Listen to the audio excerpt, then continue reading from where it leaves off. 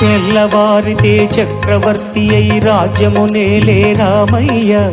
తండ్రి మాటకై పదవిని వదలి అడవులకేగెనయా.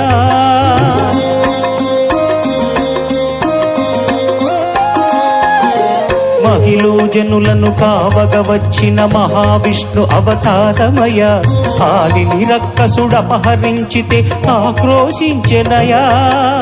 అసురుని త్రుంచి అమ్మను తెచ్చి అగ్ని పరీక్ష విధించెనయా. సాకలి నిందకు సత్యము చాటగ కులసతినే విడనాడెనయ. నా రాముని కష్టం లోకంలో ఎవరూ పడలేదయ్యా.